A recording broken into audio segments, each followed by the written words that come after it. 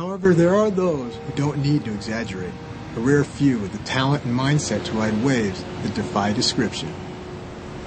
Big wave riding is like an inner desire that you have to kind of challenge the sea or try to be in harmony with the sea in its most like dynamic moment. About 10 years ago, Laird decided to escape the crowds, so with a few friends he set out to conquer a wave too big, too fast, and too dangerous to ride. A wave that required a new approach to surfing. At a certain size, it's almost impossible, or actually impossible, to paddle into waves. So they use the tow rope to kind of pull themselves into these giant waves. You can't catch a freight train on a bicycle. You have to match power with power. Voila, tow surfing was born.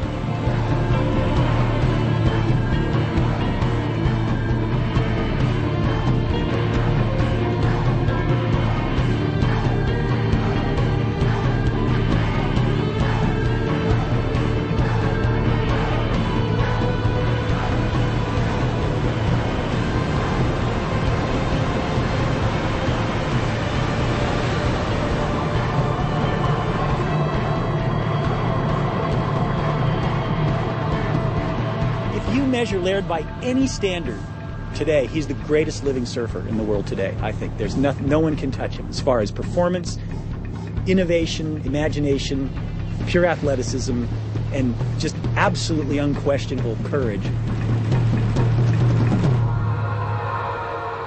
When Laird drives, Dave Kalama surfs.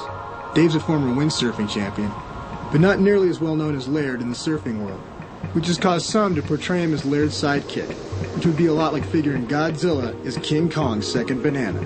Dave Kalama and Laird, anything that goes on in the ocean, those two guys figured out before anyone's even interested in most of this stuff. And by the time everybody, starts to notice, they're already really good at it. While surfing gets the glory, the real hero is whoever's driving the ski. The ski tows the surfer into the wave, the shadows, and during the entire ride, always prepared in case of a wipeout. Because with a jagged lava shoreline only a couple hundred yards away, surfing Piahi without the ski would be near suicide. One of the scariest things about Piahi isn't actually riding it to me, it's watching my friends ride it. You're on the shoulder driving the ski, look at them going, come on, faster, a little, come on. And you're like, you're worried for them because if they eat it, not only are they going to go through a heavy experience, but now I got to go in front of the next wave and try and get them out of it.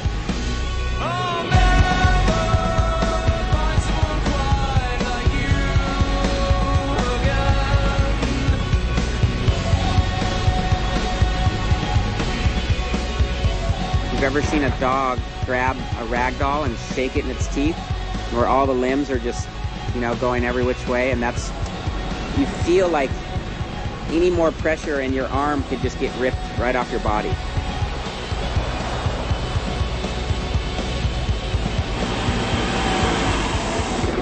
The engine faltered for just an instant, but that's all it takes.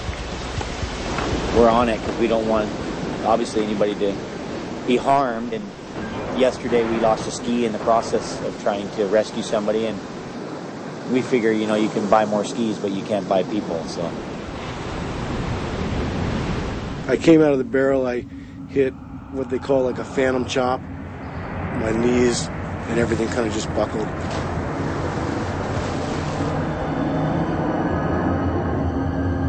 That's when I said, just, relax, take it on the head, try to get pushed in, get a little bit farther in, wait for the rescue. At that point, I basically experienced the joy of watching Laird and a couple of my other friends, catch probably some of the better waves that I've ever seen.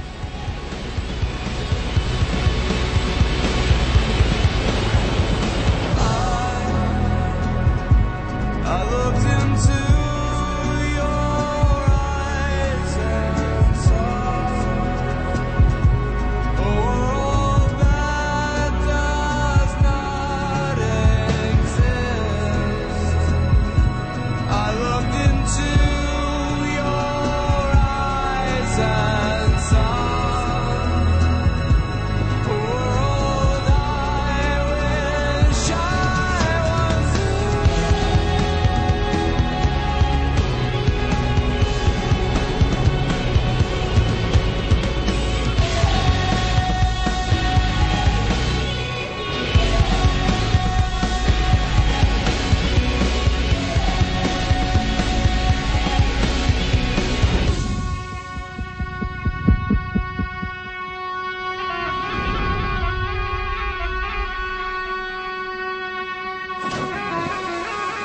What began simply as a way to escape the crowds has redefined the limits of big wave surfing.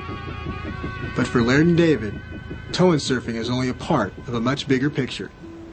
2 foot to 20 foot, the fun's the same for me.